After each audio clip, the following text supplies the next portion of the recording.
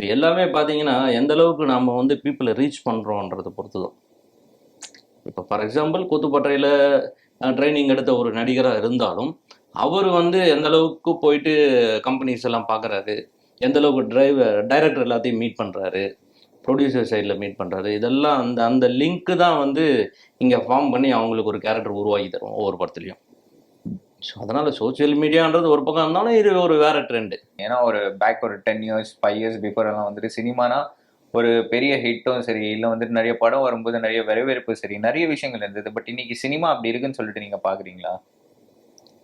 Cinema வந்து okay, but இப்போ இப்போ ஓரளவுக்கு நல்ல ஹெல்த்தியாக தான் இருக்குது அட் ப்ரெசென்ட். இப்போ ரீசெண்டாக in between after that Covid நிறையா ட்ராபேக்ஸ் இருந்தது.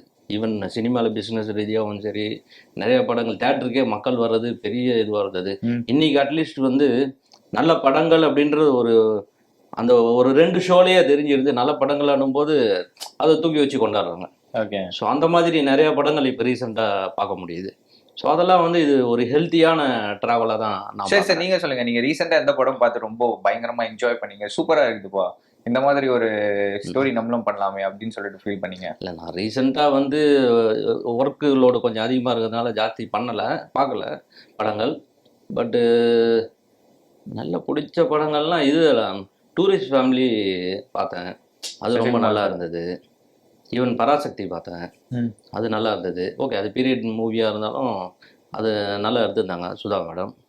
ஸோ அதுலேயும் நிறையா கேரக்டரு, அதில் ஒரு வெரைட்டிஸு, ஒரு வித்தியாசமான ஒரு ஸ்டோரியாக இந்த காலகட்டத்தில் தெரிஞ்சது. ஸோ இதெல்லாம் அந்த மாதிரி நிறையா படங்கள் கேள்விப்படுறேன், நான் பார்க்கலனாலும். பட் அதெல்லாம் ஒரு நல்ல ஒரு ஹெல்த்தியான சினிமா ட்ராவலாக தான் இருக்குது இப்போது.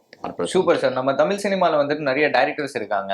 ஸோ உங்களுக்கு வந்துட்டு யாரோட டைரக்ஷனில் நடிக்கணும்னு ஆசை? For an example Vetrimaaran sir இருக்காரு, கார்த்திக் சுப்ராஜ் சார் இருக்காரு, லோகேஷ் கனகராஜ் இருக்காரு. ஸோ இந்த மாதிரி நிறைய பேர் இருக்காங்க.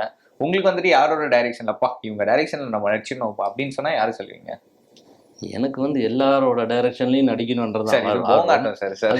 ஸ்பெசிஃபிக்கா நீங்க சொல்லணும் சார். அட்லீஸ்ட் இல்ல ஸ்பெசிஃபிக்கா சொல்லணும்னா வேற டைரக்டர்கள் யாரும் தப்பா நினைச்சிடக்கூடாது. அது தப்பா நினைக்க மாட்டாங்க, நம்மளுக்கு பிடிச்சவங்கன்னு ஒரு சில பேர் இருப்பாங்கல்ல.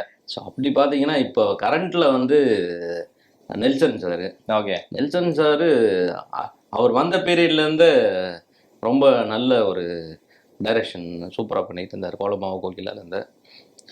அதுக்கப்புறம் லோகேஷ் கனகராஜ் சார். ஸோ அவரதும் வந்து கைதியெல்லாம் நான் பார்த்து மிரண்டுட்டேன். கைதியெல்லாம் பயங்கரமாக. சார் உங்களுக்கு அந்த மாதிரி ஒரு கதாபாத்திரம் கொடுத்தா பண்ணுவீங்களா? கண்டிப்பாக பண்ணலாம், சூப்பராக பண்ணலாம். Super sir. அது வந்து ஒரு எக்ஸலண்ட்டான ஒரு ஸ்க்ரீன் பிளே கொண்ட கதை Kaithi. So Nelson sir, Lokesh Kanagaraj sir, then Vetrimaaran sir, even இப்போ ரீசெண்டாக துரை செந்தில்குமார் சார், கருடன்லாம் நான் கருடனும் பார்த்து நான் மிரண்டேன். ஓகே. ஸோ அதுவும் வந்து ஒரு சூப்பரான ஒரு ஸ்டோரி, ஸ்க்ரீன் பிளே, நல்ல டைரக்ஷன். அதனால தான் அதுவும் ஒரு மாஸ் ஹிட்டாக நின்னது. ஸோ அதுக்கப்புறம் பார்த்தீங்கன்னா ஒரு அசோக் மாரிமுத்து. ஸோ அதுக்கப்புறம் நம்ம senior directors as usual Mani Ratnam sir, Shankar sir. So இவங்க டைரக்ஷன்லாம் கண்டிப்பாக பண்ணணுன்றது என்னோட மிகப்பெரிய ஆர்வம். சார் நிறைய விஷயங்களை பற்றி பேசணும், அதே மாதிரி நிறைய விஷயங்களை கேட்டு தெரிஞ்சுக்கிட்டோம். சார் உங்களோட அப்கமிங் ப்ராஜெக்ட்ஸை பற்றி சொல்லுங்க. Because we are fingers crossed. ஏன்னா வந்துட்டு நாங்கள் ரொம்ப எக்ஸைட்டடாக வெயிட் பண்ணிட்டு இருக்கோம். ஸோ அதை பற்றி கொஞ்சம் சொல்லுங்க சார். அதான் ஏற்கனவே சொன்ன மாதிரி இப்போ 3 படங்கள் வந்து ரிலீஸுக்கு வெயிட்டிங்கில் இருக்குது. பேய துணை படம் செகண்ட் ஹீரோவாக பண்ணியிருக்கேன். பாய் பெஸ்டியில் ஆன்டி ஹீரோவாக பண்ணியிருக்கேன். சூப்பர். ஜீவகாருண்யம் படத்தில் ஒரு வில்லன், வக்கீல் வில்லன் கேரக்டர் பண்ணியிருக்கேன். இது 3 வந்து project completed, first copy is ready. So waiting for release இந்த 3 ப்ராஜெக்ட்டுமே. ஸோ அது இல்லாமல் வந்து ஒரு 4 ப்ராஜெக்ட் ரன்னிங்கில் இருக்குது. நெறியாளன் ஒரு படம் திண்டுக்கல் எடுத்துகிட்டு இருக்கோம். அந்த நெறியாளனில் வந்து ஆன்டி ஹீரோவாக பண்ணியிருக்கேன். அது ஒரு இம்பார்ட்டண்ட் கேரக்டர். அது ஒரு வில்லத்தனமான ஒரு ஹீரோயிசம் கொண்ட ஒரு கேரக்டராக இருக்கும். தென் அதுக்கப்புறம் தமிழ் குமரன் ஒரு படத்தில் ஒரு இம்பார்ட்டன்ட் கேரக்டர் பண்ணியிருக்கேன். அது இல்லாமல் டியர் ரோகின்னு ஒரு படம், அதில் ஒரு ஆன்டி ஹீரோ கேரக்டர் பண்ண போகிறேன்.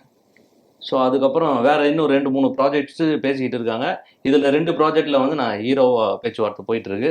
அது ஆல்மோஸ்ட் ஃபைனல் ஆகக்கூடிய ஸ்டேஜில் தான் இருக்குது. ஸோ இதெல்லாம் இப்போது கரண்ட்டில் போயிட்டு இருக்கிற project. Interesting sir. So super sir. நிறைய விஷயங்களை பற்றி பேசுனீங்க. And good luck for your future as well as for your career. அண்ட் நீங்கள் இன்னும் நிறைய படங்களை பண்ணணும்.